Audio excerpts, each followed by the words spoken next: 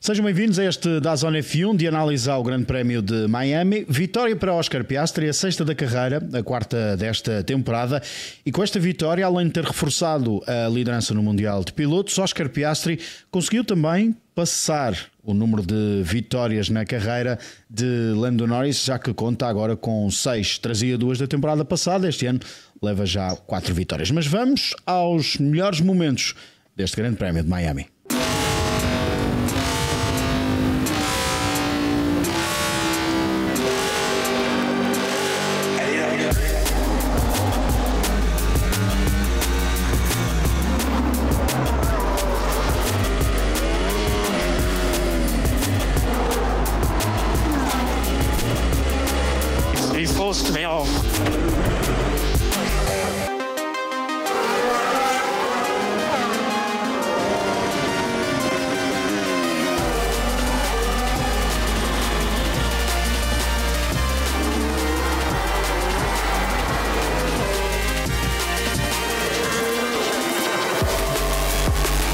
He was not a...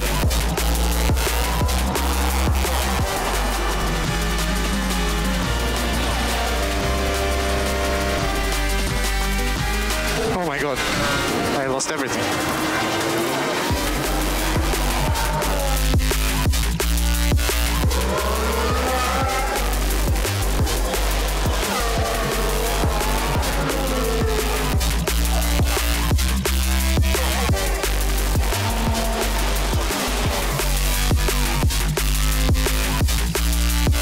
Pace was phenomenal. Nicely done.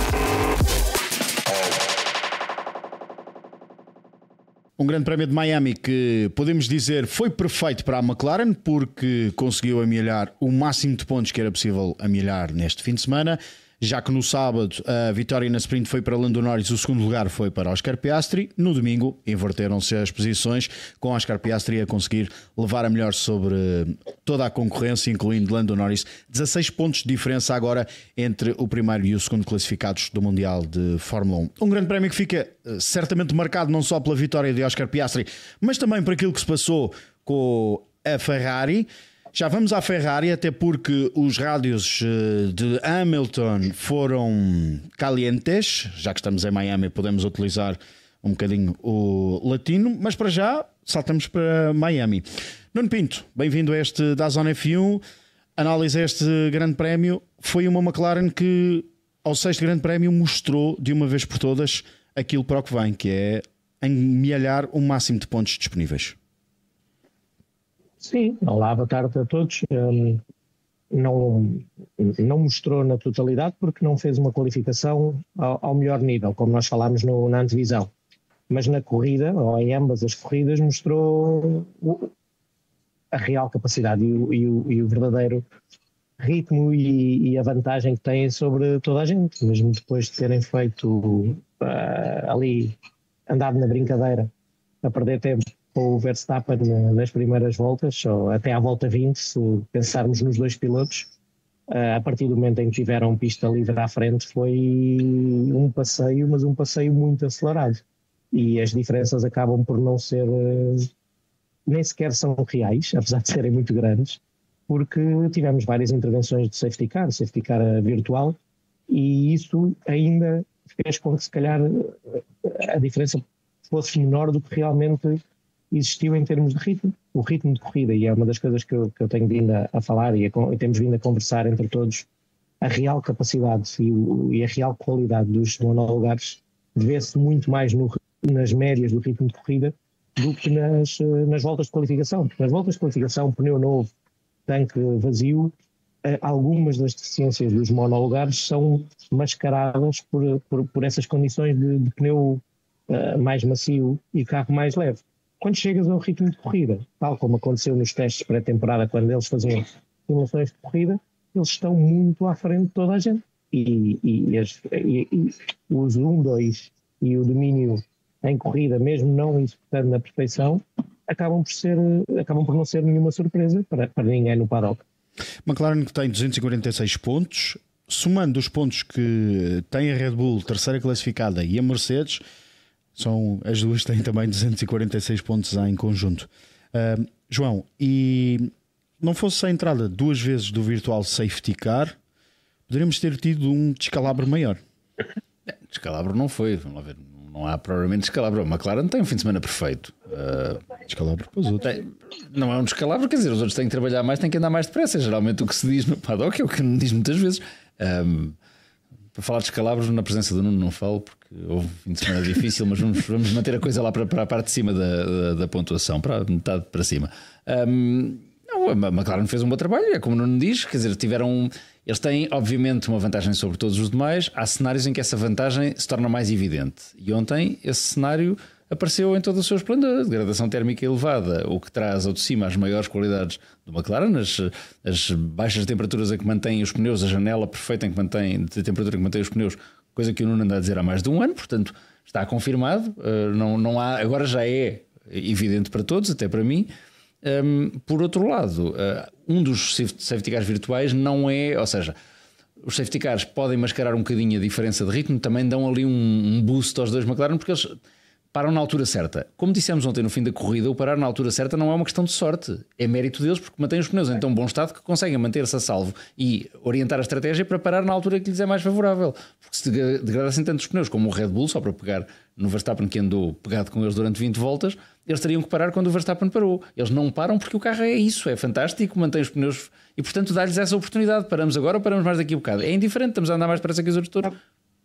Sabes o que é que eu digo que ajudou? O safety car virtual ajuda os outros. Isso. Porque conseguem arrefecer um bocadinho os pneus, não é a McLaren? Sim. E ao arrefecerem os pneus não perdem tanto, é um bocadinho mais por aí. Não, isso é que essa que é a parte que eu digo, se calhar foram 30 segundos e deviam ter sido 38 a 40. É só por aí. Sim, como eles pararam num dos safety car, e o João tinha dito isso na emissão, e tira-lhes 10 segundos ali na paragem, tem essa paragem, tem esse boost, é só isso. Ou seja, há ali 10 segundos que temos que descontar, porque eles de facto não foram os únicos. O Russell fez a mesma coisa, mas tiveram esse. Teve mais importância para o Russell, podemos dizer. Absolutamente, porque conseguiu passar uma série de carros e ele não parecia em corrida ter ritmo para ultrapassar os carros, não era para manter-se à frente como manteve.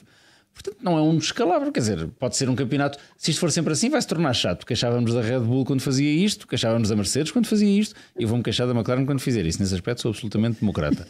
Agora, para quem trabalha para os lados do Booking, não é nada chato, não é?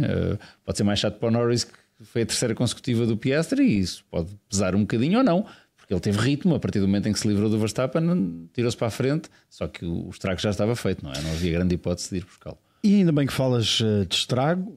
Se é que se pode falar de estrago no arranque da corrida, entre a curva número 1 e a curva número 2, mas depois também Max Verstappen, antes de ser ultrapassado, vendeu cara essa ultrapassagem a Lando Norris, que no final fez também uma análise à corrida, tal como Oscar Piastri, que estava claramente satisfeito por ter aumentado a diferença para Norris no Mundial de Pilotos. Yeah, very hard fought. I think I obviously had quite a good first lap, and then the pace was incredible today. I knew from pretty much immediately that we were going to have a fun day, and that's always a nice position to be in. But obviously, when you got to get past Max, there's no guarantees. So I had to work pretty hard for that. I had to pick my moment well, and once I got ahead, tried to build the gap because I knew that Lando was going to be quick. And just wanted to build an advantage when I could, so that was pretty important at the end. I've learned through my years of watching Max and now racing Max that being on the outside of him is not a place you want to be, and I tried my best to try and make something happen, and in the end I did, but I had to outsmart him today, and clearly we had a lot more pace, and that makes things much easier, but he said I knew he was going to make things tough. I think this weekend I said I'm happy with how it's gone. I'm happy with how today went. I think yesterday was not a great day for myself, especially in qualifying. Was probably my worst performance of the season so far. So to come away with the victory today is very rewarding. Yeah, but there was a gap and I went for it. I had the space, I had the right to be there, but the gap closed very quickly. But I don't expect anything else, But I can't not go for the gap. Otherwise, someone else comes past, So it's a very difficult situation to be in. It's difficult to go up against Max always. I never expect it to be easy. but with him it's it's crash or nothing, and it's difficult to attack someone like that. I need to keep chipping away, keep working. I need to qualify in pole. That will make my job much more simple. So that's my task next time. São 16 pontos de diferença entre o primeiro e o segundo. Desde 1966, João Carlos Costa, que não havia uma diferença tão grande entre um líder do Mundial de Fórmula 1 australiano. Entre um líder australiano também não há muito tempo que não há um campeão do mundo australiano, já são quase 50 anos, portanto não é. Lembramos-nos todos perfeitamente disso. Espera lá, sabes-me chamar velho. Não lembra? Não. Mas é verdade, e há outro facto engraçado: há 16 pontos entre o primeiro e o segundo, e há outros 16 entre o segundo e o terceiro também. Eu acho que aquilo que o Oscar Piastri está a fazer é aproveitar todas as oportunidades.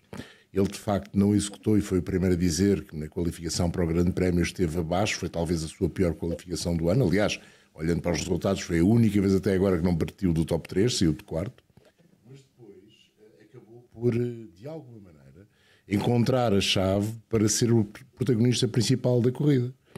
E aquilo que isso nos deu, o incidente da primeira curva, segunda curva, entre o Verstappen e o Norris, deu-nos 18 voltas de bastante emoção. E às vezes é preciso que essa emoção venha de fora. Quando há um carro que domina como a McLaren, são precisas circunstâncias especiais para que tal aconteça. Não deu para respirar. Não deu. Tivemos 14 voltas em que o Piastri ia à procura do Verstappen até o conseguir ultrapassar. Tivemos o Lando Norris a passar 3 carros antes de chegar ao carro de Max Verstappen e demorou mais 4 a passá-lo, com várias tentativas de ultrapassagem. Portanto, naquelas 18 voltas tivemos o espetáculo garantido. Foi o momento da corrida em que o narrador mais falou. Mas eu acho que aí o Nuno pode nos ajudar. A grande lição dessas primeiras 18 voltas é que mesmo em luta os McLaren, Nuno, continuavam a ter os pneus na temperatura certa. Sim, sem dúvida. Isso é uma coisa que nós falámos ontem entre nós, mas podemos partilhar aqui. A mim, eu estava a ver a corrida, estava a apreciar a brincadeira que estava a acontecer lá na frente, à espera que aquilo desse molho, mas de uma forma inteligente, os pilotos da McLaren não podiam arriscar demasiado, porque sabiam que tinham um carro para mais cedo ou mais tarde passar quando obrigassem o Max a desgastar os pneus. Agora, aquilo no início, eu acho que o Max naquele momento apenas se quis divertir um bocadinho. Eu sei que isto para muita gente poderá não fazer sentido, mas ele sabia perfeitamente que não ia ganhar a corrida, que não ia conseguir lutar, e pelo menos tentou dar a maior luta possível e tentar ver se os pilotos da McLaren caíam em algum erro para ele beneficiar daquilo. Mas no fundo eu penso que o Max sabia que ia ficar em terceiro ou quarto e andou ali por simplesmente a ser um racer e a tentar lutar e a fazer-lhes a vida difícil de uma forma que eu, depois de ver, chegas ao fim da corrida e tens que dizer que não foi inteligente. Ele podia ter assegurado o terceiro lugar e com aquela luta e com aquela brincadeira expôs-se a ficar em quarto e a dar cabo dos pneus como deu. Mas também não vou censurar isso. Eu acho que ele tem noção de que não vai conseguir lutar pelo campeonato se as coisas continuarem assim. Mas estas avaliações, se ele ficar em terceiro ou ficar em quarto, já não faz assim tanta diferença. Se chegarmos ao fim do ano e ele perder o campeonato por 3 pontos, fará muita diferença e aí vamos ter que nos lembrar disto, se bem que eu acho que não vai acontecer. A diferença não será de 3 pontos no fim do ano. O que me chamou muita atenção e o que é absolutamente extraordinário, e é uma coisa que até já no ano passado fiz uma peça sobre o painel de instrumentos do McLaren e sobre as temperaturas dos pneus, foi ver que no meio daquela luta do Norris especialmente, à volta 16 ou 17, se não estou em erro, já depois de ter feito 2 ou 3 tentativas falhadas, entre aspas, de passar o Max, põe uma imagem da câmara do Norris e vê-se o painel do McLaren em que tinha 104 de temperatura à frente e 110 atrás. Para dar uma ideia, os 110 atrás normalmente é a temperatura a que se acaba uma volta de qualificação. E o McLaren, à volta 16, em luta, depois de andar 16 voltas a fundo, basicamente em luta com outros pilotos e no ar sujo, o McLaren do Norris estava a 110. E isso faz-me acreditar que o Piastri ali, mais descansadinho à frente, estaria abaixo dos 100 graus. E isso é absolutamente fantástico e é um dos segredos para a competitividade dos McLaren. João, e já agora que estamos a falar de pneus, há novos dados que podem ajudar a explicar, são teorias. Pronto, ok. Eu ia começar por aí. Vamos chamar dados ao que são dados e vamos chamar teorias ao que são. O problema do mundo de hoje é que toda a gente diz: tenho informação. Eu não tenho informação nenhuma. Não. Há boatos, porque obviamente ninguém vai vender o ouro ao bandido, como dizem os brasileiros, não é? Portanto, há boatos sobre aquilo que mantém uma McLaren assim. Não há de ser só isto. Mas pronto, há mais. Os meus são dados, hein? Os meus eu vi e tirei uma fotografia do canal. Mas os teus ninguém duvida. Eu é que sou um curioso destas coisas. Como li, eu gosto de sempre citar as minhas fontes. Os jornalistas têm mau nome, mas não são todos iguais. Vá. A minha fonte não é fidedigna, mas aquilo que li hoje, as novas teorias, porque andam todos a coçar a cabeça, isso não pode confirmar. Essa parte parece-me que é um dado. No paddock há 9 equipas a coçar a cabeça para saber o que é que a McLaren faz para ter os pneus, como o Nuno disse, factualmente. Aquilo é ciência.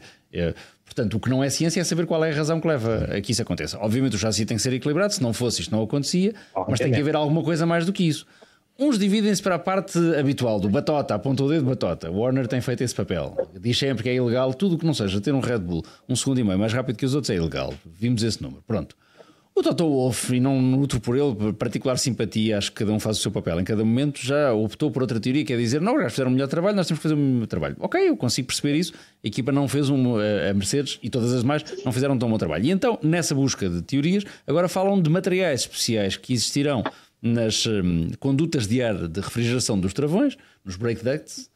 Se eu estiver a traduzir mal, corrijam, por favor. E na utilização de materiais, entradas de ar, na utilização de materiais exóticos, passámos de uma fase em que a Fórmula 1 utilizava materiais exóticos para os motores, depois para os chassis, depois para os motores, depois eram os combustíveis, agora são as entradas de ar para os travões, feitas de silício, que serão nitreto de silício ou sulfeto, acho que é sulfeto de silício, que ao terem grande contacto com temperatura, conseguem dissipar essa temperatura, irradiar frio, por estranho que pareça, e com isso passar esse frio, quer para o próprio travão, quer para o pneu que está à volta dele.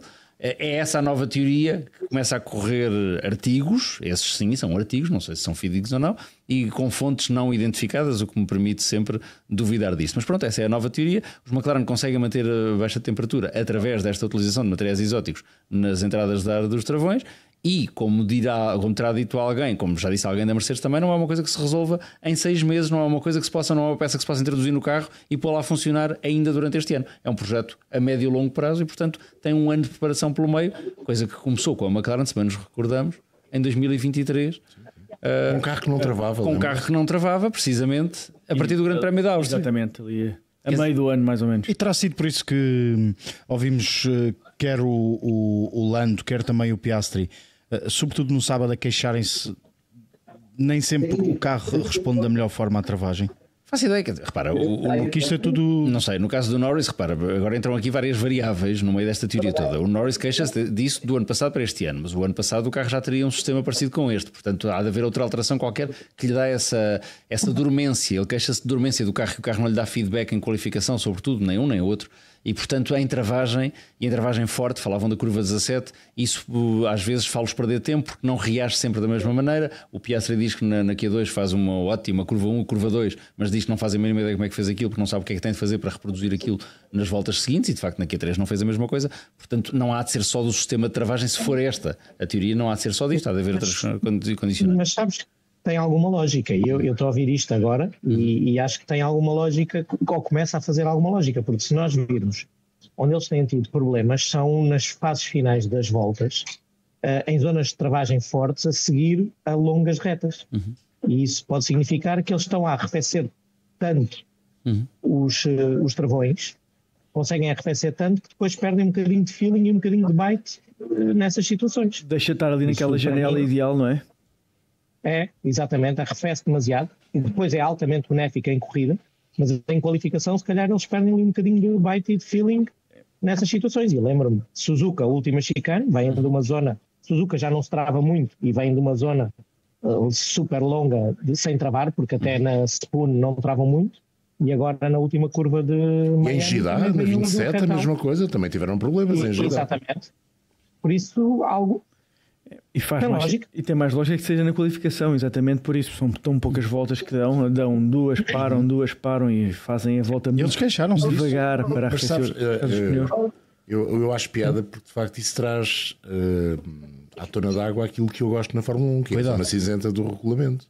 É a capacidade dos engenheiros em criarem coisas novas. Invenção, num regulamento apertado. Num regulamento que é cada vez mais apertado para aquilo que nós gostaríamos que fosse a Fórmula 1, uma situação dessas, como o sistema da Mercedes do volante, é extraordinário. Como o efeito de sol, que nós hoje damos por garantido. Exatamente. Desculpa.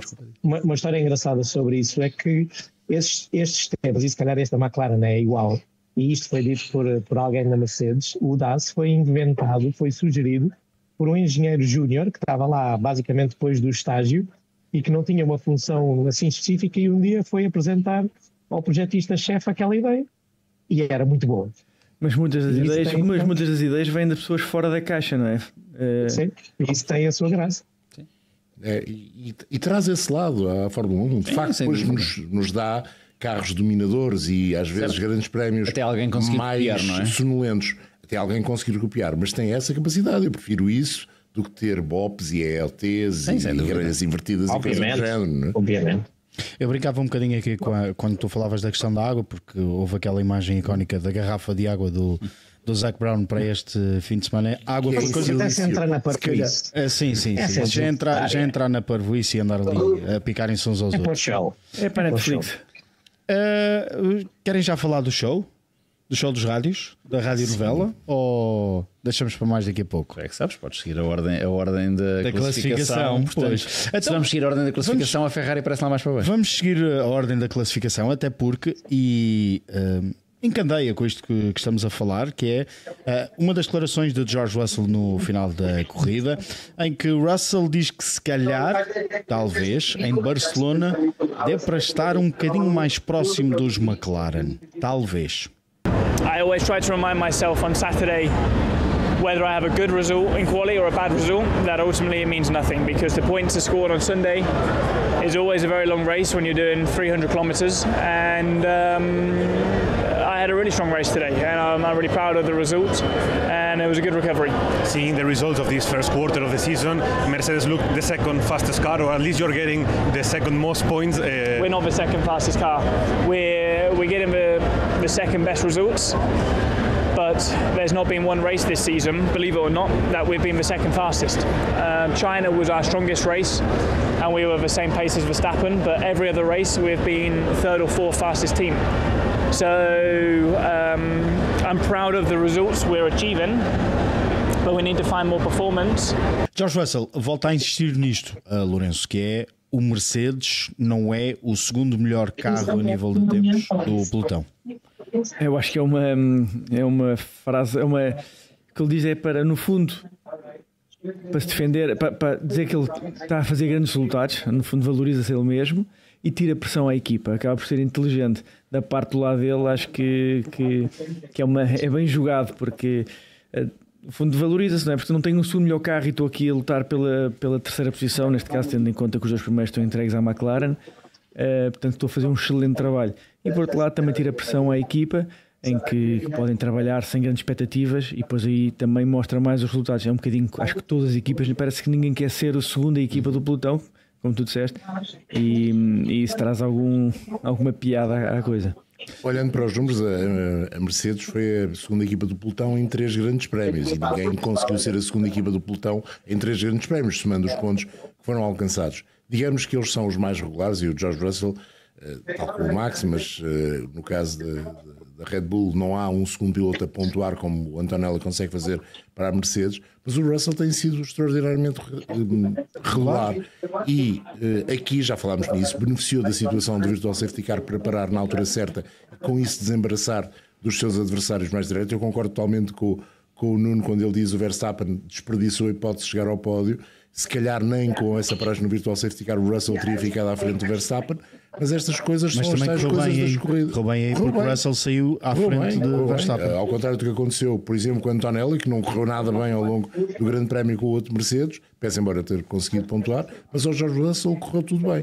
E o George Russell este ano está com uma estrelinha de piloto de corrida, normalmente consegue ser muito regular, não vai aparecendo na televisão, e isso é, para quem não está na luta pela vitória, e quando se está na luta pela vitória quer dizer que se ganha com muita vantagem, mas significa para um piloto que tem hipótese de chegar ao pódio que fez uma corrida mais ou menos tranquila.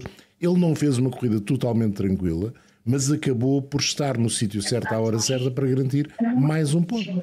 E eu acho que o Mercedes, tirando a prova de Jeddah, é talvez o segundo carro nesse controle de temperaturas dos pneus. E por isso é que ele talvez diga que em Barcelona talvez estejam mais perto. Quando entra a nova regulamentação das asas. Eu acho que não tem muito a ver com isso. Acho que se está a falar demasiado da regulamentação da asa e da asa mais rígida à frente, e se calhar a diferença não vai ser muito grande.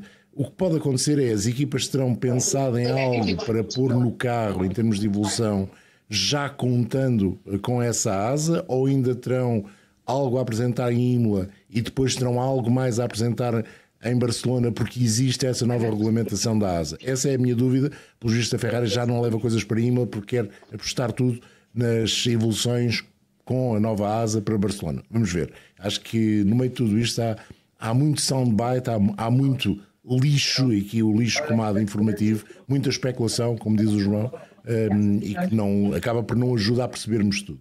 E há ainda 2 grandes prémios até chegarmos a Barcelona, porque vem por aí Imola, é uma série de 3 grandes prémios consecutivos: Imola, Mónaco e depois então Barcelona. George Russell está aqui a tirar um bocadinho desta pressão à Mercedes, mas está também de alguma forma a deixar, não vou dizer um alerta, mas é a confirmar que poderá ser uma boa opção renovar com o piloto. Quer dizer, concordo inteiramente com o que o Lourenço disse. Ontem no fim da corrida dissemos isso. É o campeonato mais estranho de sempre, porque temos claramente a melhor equipa, mas temos 3 equipas a dizer que não são a segunda melhor equipa. Ninguém quer ser a segunda melhor equipa. Eu sei disso, eu tenho uma t-shirt ainda com essa frase que diz: o segundo é o primeiro dos que perdem. É estranho passarmos de primeiro para terceiro. Acho que vamos chegar ao fim do ano com a McLaren em primeiro e com outra equipa em terceiro. Não há ninguém em segundo lugar, porque ninguém tem o segundo melhor carro. A Red Bull não tem, a Mercedes não tem, a Ferrari não tem. Williams. Ontem claramente não teve. Sim, mas a Williams já parou o desenvolvimento. Acho que é. Eu sei que sim, mas ouviste essa declaração do Russell no fim da corrida?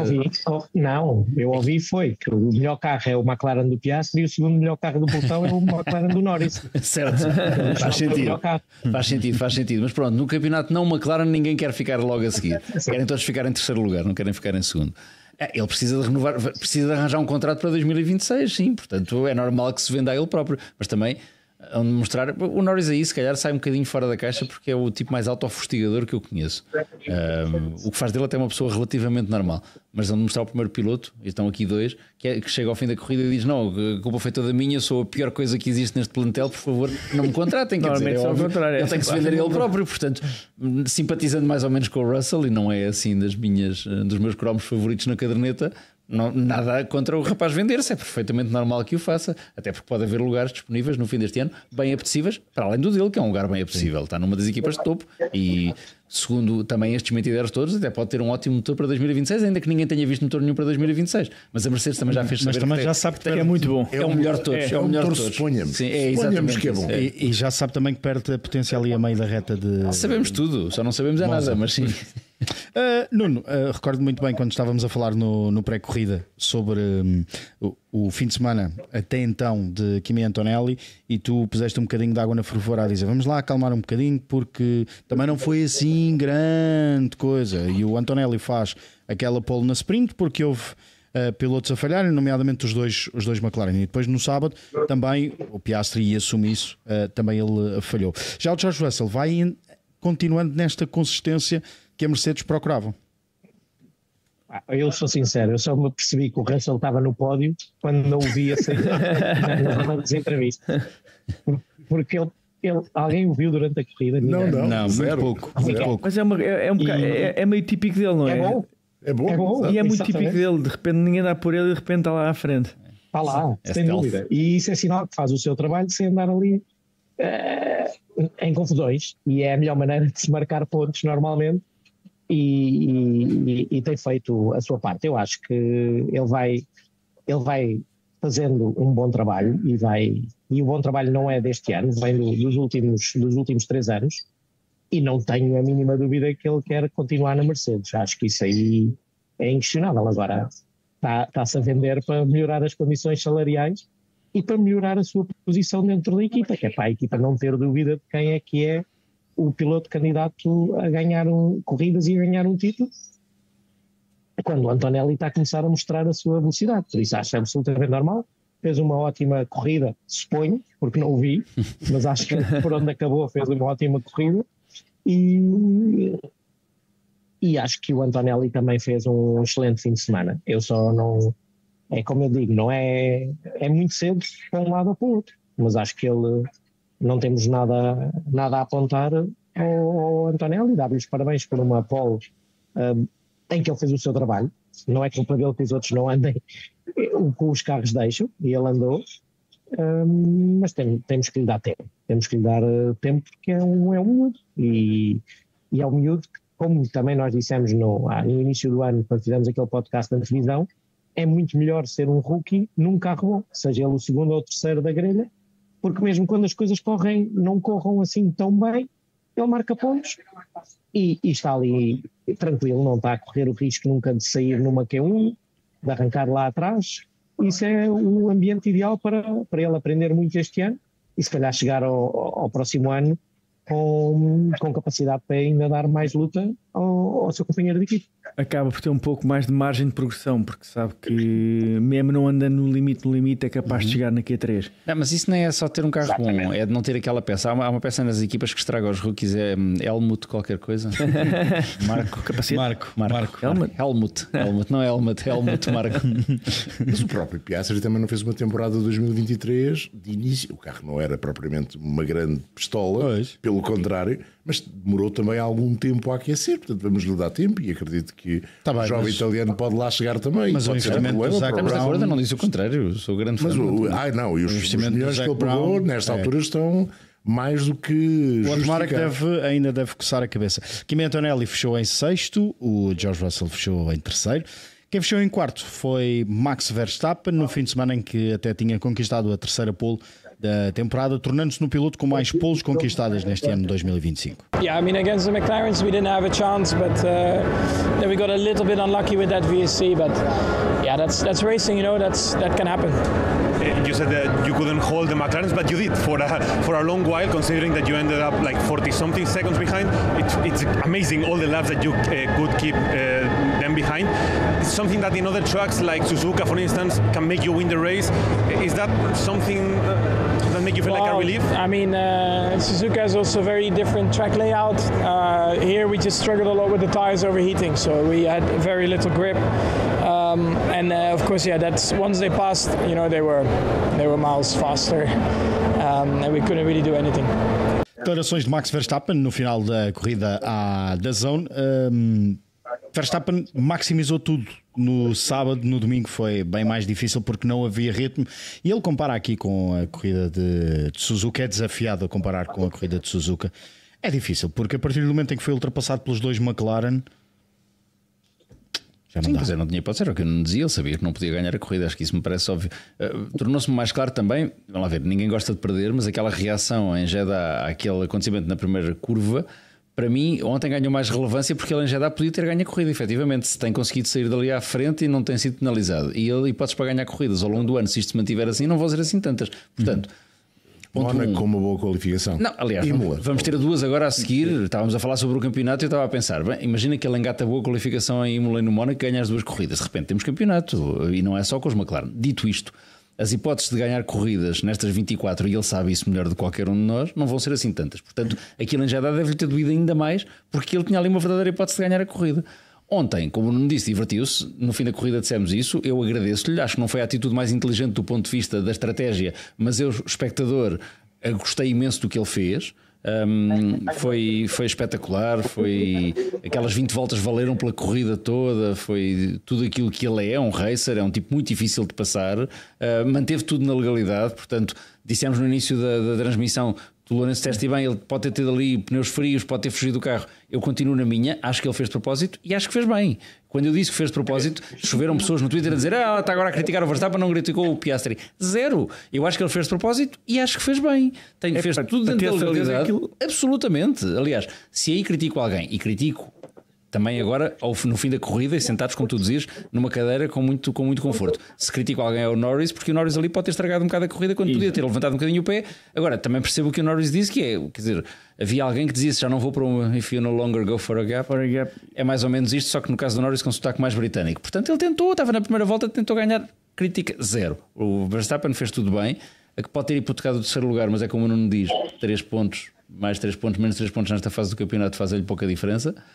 deu-nos um espetáculo tremendo durante 20 voltas, mostrou que é o que é, que vende muito caro a pele e a derrota, e no fim do dia foi quarto classificado. Também não é, volto à tua premissa inicial, não é um descalabro, quer dizer, é apenas a assunção de que de facto a meio do ano passado isto mudou e o Red Bull deixou de ser o Red Bull dominante.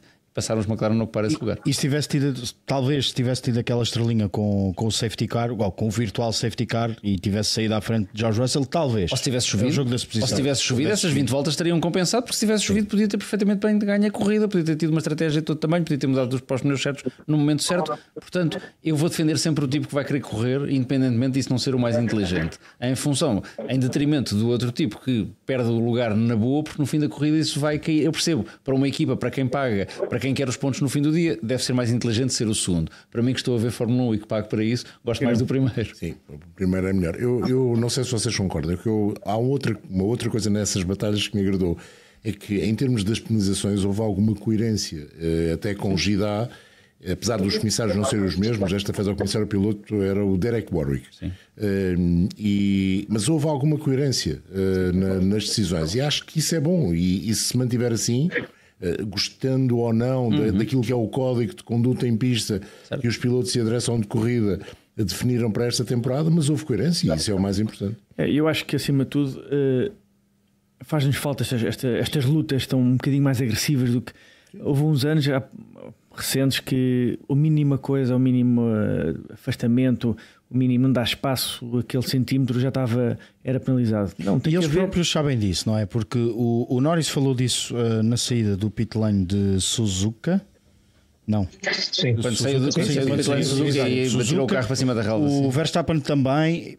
E é depois aquilo que eles vêm dizer na conferência de imprensa, que é: eu estou ali para fazer o meu trabalho. O meu trabalho também faz parte tentar ganhar aqui alguma vantagem. Claro. No final de contas, o que nós queremos são estas batalhas em pista. Mas o Norris disse isso ontem. Quando sim, também disse as declarações do Verstappen, ele faz aquela declaração que diz: já sei, lutar contra o Max é isto. É ou brandas ou bates, certo? Parece-me que ele finalmente sabia para o que ia, percebeu o código. Martin Brundle dizia o mesmo do Metal Ayrton Senna, não era? E bateram várias vezes. A última das quais em Monza em 93, foi uma pancada jeitosa. Mas agora esquecem-se disso, não é? Sim, quando comentam esquecem-se disso. Mas o Norris ontem disse isso em relação ao Verstappen, porque às tantas dizem, tá bem, mas ele também diz que o carro fugiu e que o espaço era dele. E o Norris responde: tá bem, o que é que ele vai dizer? Sim, certo, estamos de acordo, eu gosto de os ver assim entenderem-se, quer dizer, deixamos de grandes tangas e de grandes tretas. E acima de tudo foi uma lição de como defender durante aquelas voltas, porque não era tão rápido e foi muito inteligente sempre como defendia. Às vezes a desviar mais em cima a sair da linha, mais em cima da curva, ou já ele defender, mas sempre dentro do limite, mas sempre a defender muito bem, isso foi impressionante. No meio daquilo tudo houve uma das ultrapassagens que nem se foi entre um Red Bull e um dos McLaren, foi a ultrapassagem do Norris ao Albon, na curva 4-5, também é espetacular pela forma surpresa como ele consegue passar o Alex Albon. E também, se dizemos que a forma como o Max defendeu foi interessante, a forma como o Piastri foi à procura do espaço certo, apesar de ter sido muitas voltas à procura desse espaço certo, em concreto foram pelo menos 4 voltas à procura desse espaço certo, é também de se lhe tirar o chapéu. E por isso é que eu digo, aquelas 18, 20 voltas iniciais, porque o Lando passou o Max à 18ª, foram extraordinárias e ofereceram-nos um grande prémio que, se calhar, se tivéssemos tido os dois McLaren, se calhar não, de certeza absoluta, se tivéssemos tido os dois McLaren na primeira linha da grelha e não tendo havido qualquer tipo de incidente na volta inicial ou nas curvas iniciais, teria sido um grande prémio, um bocadinho para dormitar aqui e ali, não é? Quem não andou nada a dormitar, mas também passou durante muito boa parte da corrida despercebido, foi um tal de Alex Albon, que, e utilizando as palavras que temos utilizado muitas vezes, maximizou tudo o que havia para maximizar naquele Williams e lá conseguiu fechar num excelente... Até o carro ele maximizou de outra maneira, porque a determinada altura, quando estava no ar sujo, o carro, a temperatura de água do motor aumentava substancialmente, e ele teve de gerir também isso, e de facto fez uma corrida extraordinária. Fez sim, senhor, e conseguiu maximizar e aproveitar o quinto lugar, mas aproveitar também quando os outros cometem erros. I think it's not going to happen every time, and I think if you see any low downforce track, I think we have a good chance to score good points. I'm very happy with today. I think we extracted everything, of course. to be able to say we were quicker than a Mercedes, quicker than 2 Ferraris, it's very special, so I'm very happy.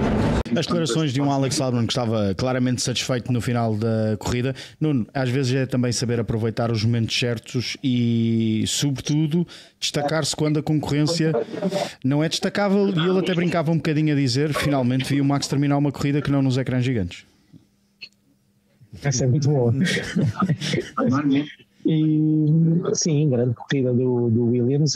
Eu estou curioso porque acho que eles bateram na primeira volta, sim, os dois Williams. Tocaram-se. E eu não tive a oportunidade de ver. Mas vi um Sainz com uma azia descomunal no fim da corrida. Por isso, não tive a oportunidade, gostava de saber o que aconteceu entre eles. E depois sei que andaram ali um bocadinho em luta, mas acho que o Sainz se queixou do que aconteceu no início. De qualquer maneira, tirando isso, o Albon faz uma excelente corrida, uma operação excelente em termos de pontuação, aproveitou aquilo que nós tínhamos dito, que isto era uma corrida e uma pista para a Williams, e que a Williams está muito bem em termos de competitividade neste momento do campeonato, e fica por, se calhar também essa azia, entre aspas, do Sainz no final, era porque sabe que tinha carro para fazer mais do que os poucos pontos que fez no final da corrida e que devia ter ficado à frente dos Ferrari. E se pensarmos que a Williams fica descontente por ter um piloto à frente e um imediatamente atrás dos Ferrari, é muito bom sinal para eles e é sinal que o carro está competitivo. E certamente daria-lhe um gozo especial ficar à frente dos Ferraris. O Sainz acabou por ser um dos... Acabou na luta direta com o Leclerc, foi um dos prejudicados pelo Virtual Safety Car, porque o Leclerc parou e ele não parou nessa altura. E depois tem aquela batalha no final com o Lewis Hamilton, que entretanto foi investigada pelo Colégio de Comissários e que não deu nada. Essa eu vi o on-board e aquilo não... É desespero, não é? Foi tipo um dive bomb. Foi o que eu ia dizer, foi um mergulho lá. E já agora temos de falar naquilo que a Red Bull protestou, relativamente à situação do George Russell e que acabou também por não merecer qualquer tipo de penalização. E para irmos a esse momento, vamos só recordar aqui a altura da corrida em que o Gianpiero Lambiase diz ao Max Verstappen: certifica-te que estás na janela dos 5 segundos de diferença para o George Russell.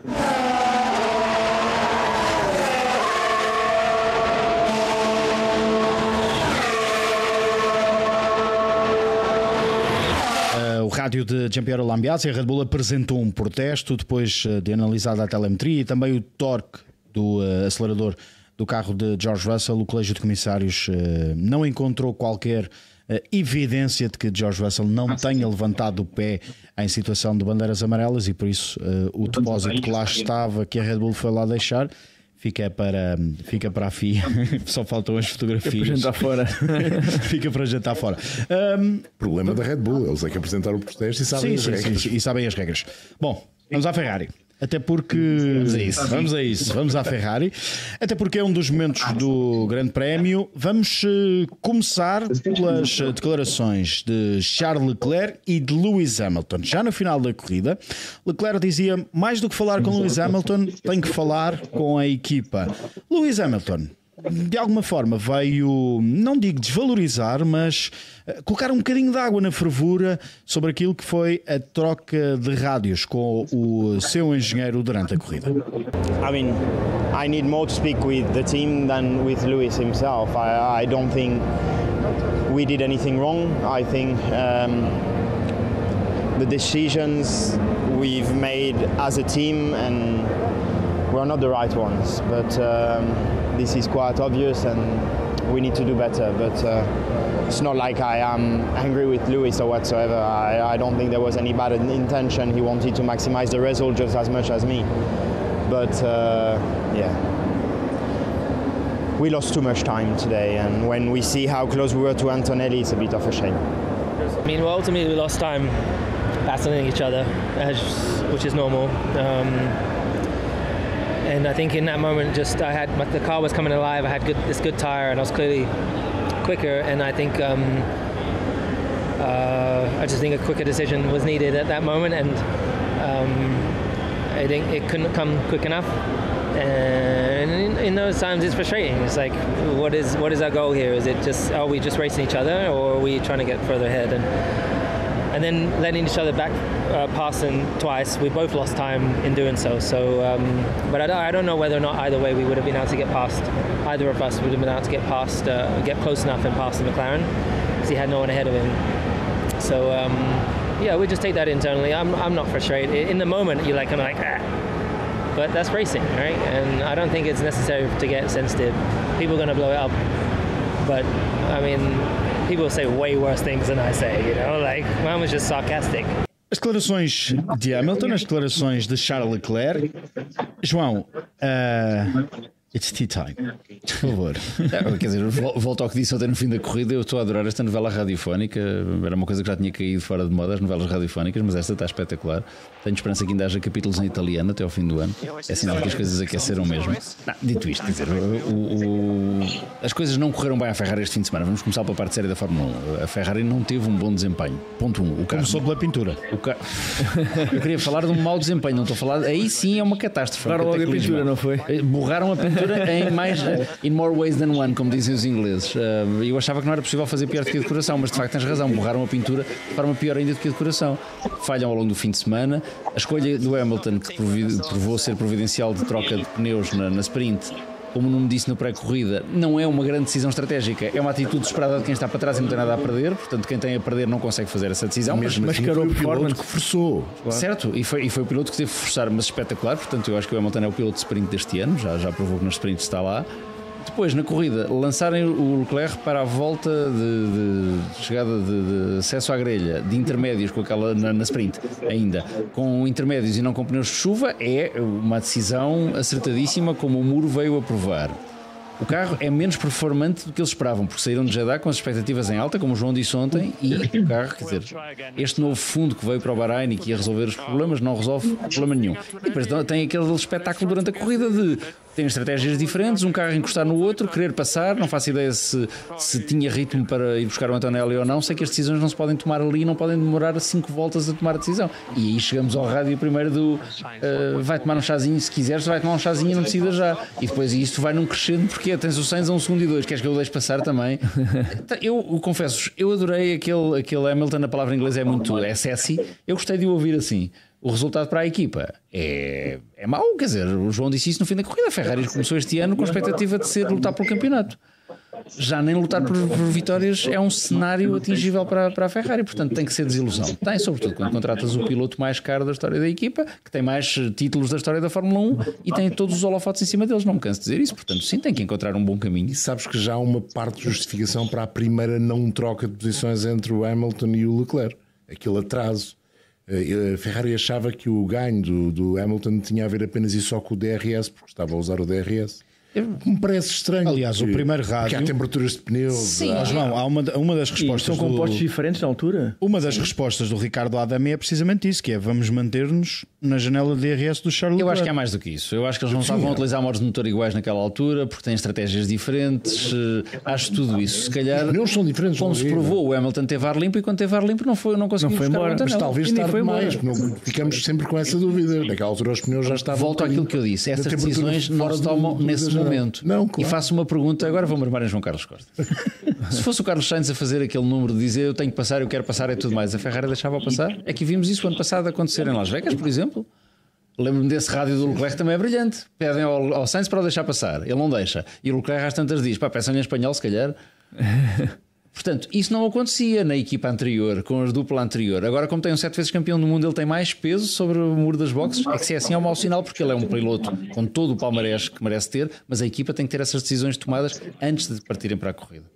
Sim, e pelo menos fizeram o reverter das posições. Após não ter sido conseguido o resultado, reverteram as posições. Se calhar outra vez tardiamente, mais uma vez tardiamente.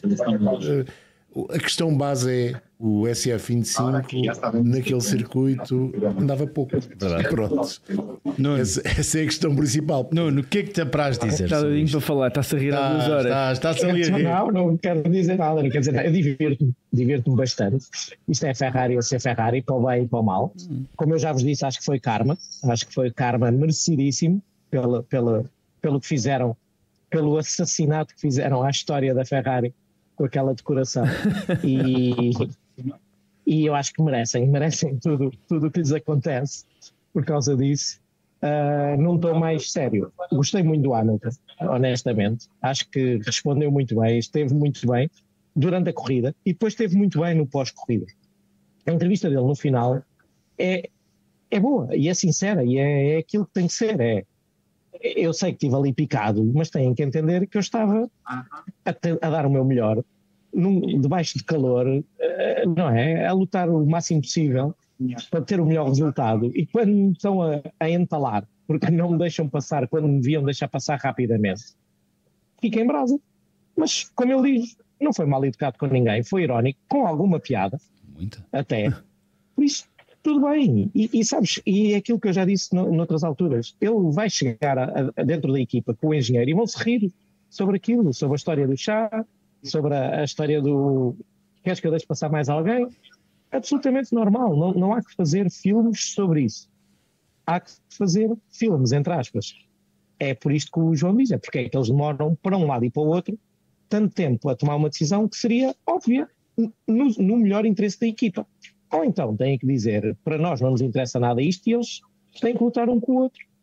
E não há que andarem a pedir nada, mas não é isso que está dentro da equipa, por isso havia um Leclerc mais comedido, um Leclerc muito mais comedido na conferência a dizer, não sei o que é que posso dizer, o que também diz muito sobre o ambiente. Sim.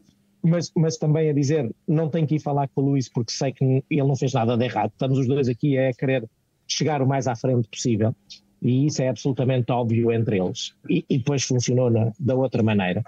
O que ele diz, o que temos que falar é com a equipa, porque não podemos estar aqui em diálogos destes e demorar 3 ou 4 ou 5 voltas a tomar uma decisão que devia ser tomada imediatamente. Nuno, até porque então, há uma pergunta que é feita ao Charles Leclerc e o Leclerc responde: prefiro não responder e manter-me no foro privado da equipa. Já o Hamilton respondeu, que é a pergunta sobre, mas nas vossas reuniões de preparação de corrida puseram sobre a mesa isto acontecer? E o Hamilton diz... Obviamente.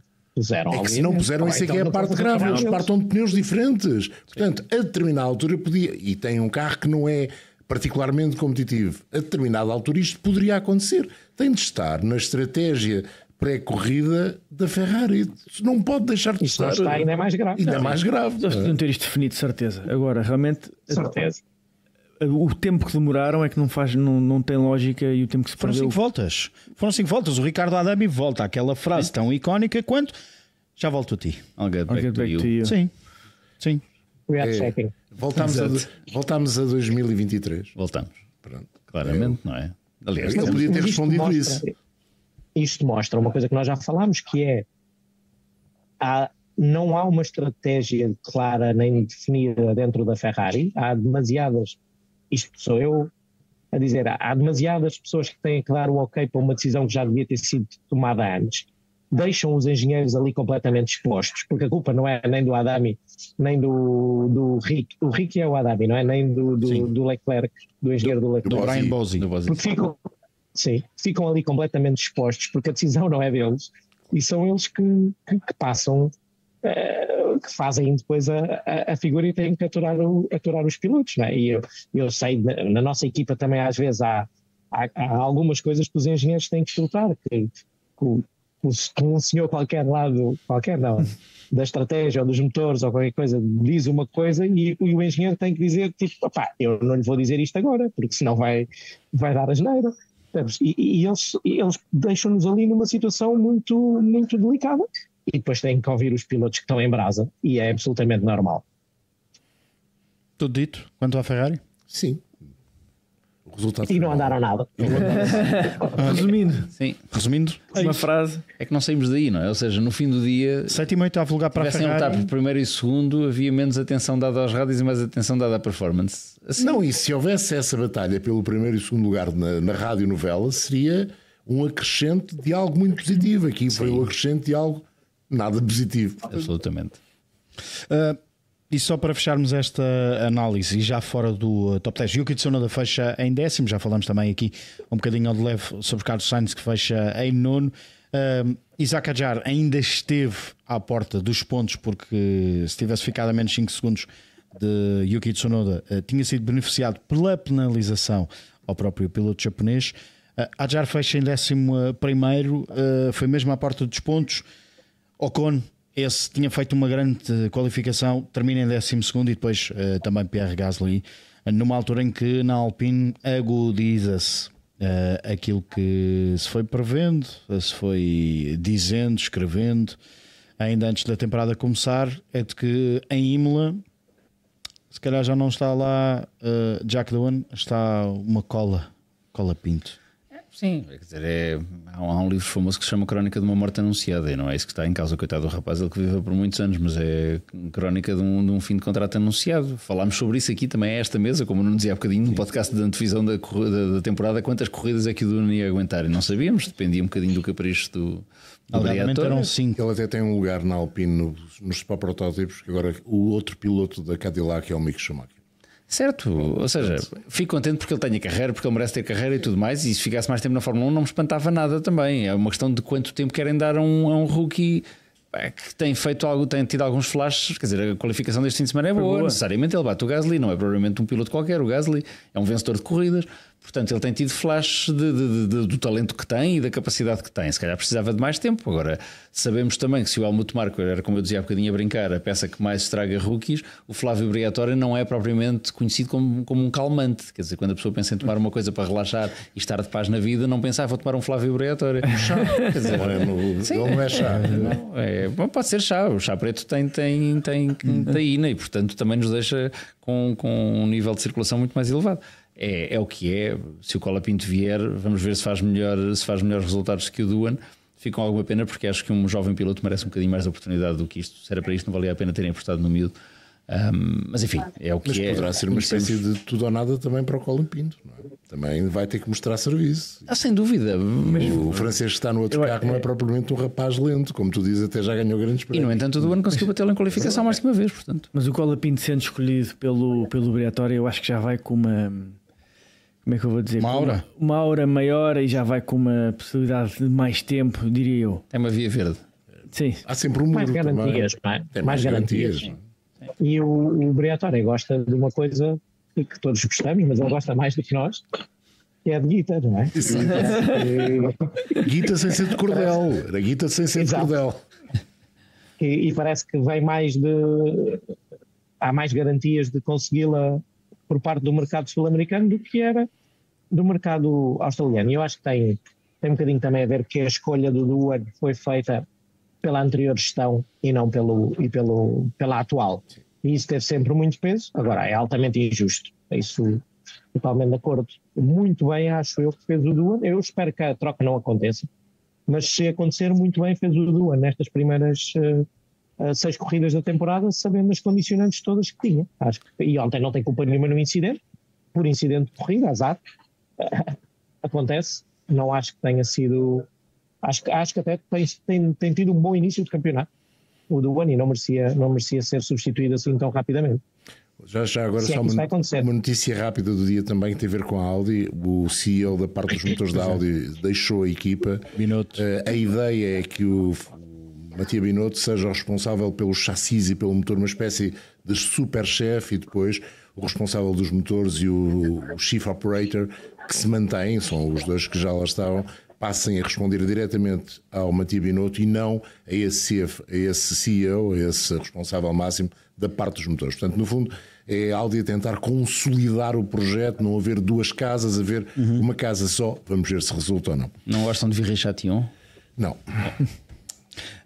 Nós vamos também entrar em conclave na próxima semana, até porque agora há novamente um fim de semana de descanso, fim de semana que até é de Rally da Hungria, para contar para o Europeu de Rallys, que podem ver, claro, na plataforma da DAZN, na aplicação da DAZN, subscrição Rally TV. Vai o Nuno Pinto? Necessária. Não vai o Nuno Pinto. O Nuno Pinto é Templários. O Nuno Pinto este fim de semana, eu acredito que o Rally dele é outro e é aqui próximo de nós. Nuno, obrigado pela tua presença, por este esforço. O Nuno foi para o aeroporto mais cedo para estar connosco neste podcast. Obrigado, João Amaral, Lourenço Beirão da Veiga e também João Carlos Costa. Obrigado a ti que estás aí desse lado, e marcamos encontro na quinta-feira, dia 15 de maio, para antever o Grande Prémio de Imola, o 7º da temporada, o primeiro de uma série de 3 grandes prémios consecutivos. Com C6. Pois é, C6. Quem foi de C3? Foi o Nuno Pinto e ganhou. Em Imola. Sim. É C6. Bonito. Promete, não é? O Nuno Pinto não precisa tanto. C3 para ele dá para vencer rallies. Desde que seja R2. Desde que seja R2. Dá para vencer rallies. Um abraço. Obrigado.